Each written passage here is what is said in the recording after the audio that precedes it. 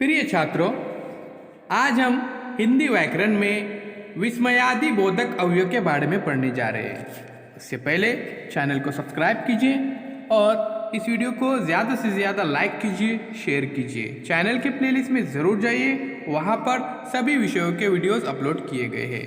तो आइए बच्चों, जानते हैं सबसे पहले कि विस्मयादि बोधक अवयव किसे कहते हैं। जिन शब्दों से हर्ष, शोक, विस्मय, मनोभाव प्रकट होते हैं उसे विस्मयादि बोधक अवयव कहते हैं।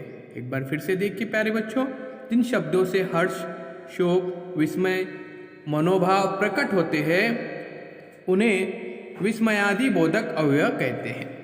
तो आइए बच्चों, अब इसे हम कुछ उदाहरणों की मदद से समझने की कोशिश करते हैं।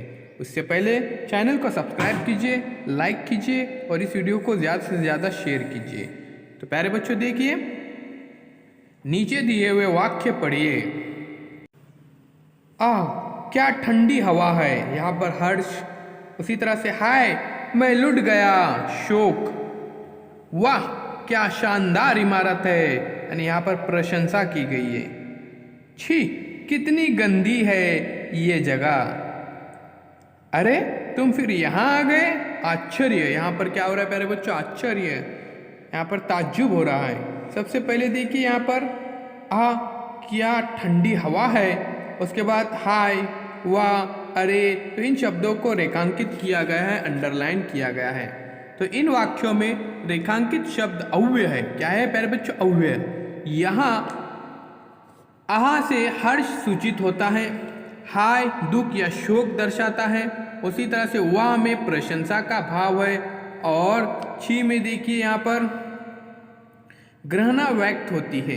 अरे आश्चर्य में सूचित करता है। यहाँ पर देखिए, अरे ये आश्चर्य सूचित करता है, ताज्जुब सूचित करता है। ये अवयव मन के किसी न किसी तीव्र भाव को सूचित करते हैं, इसलिए इन्हें विस्मयादि बोधक अवयव कहते हैं।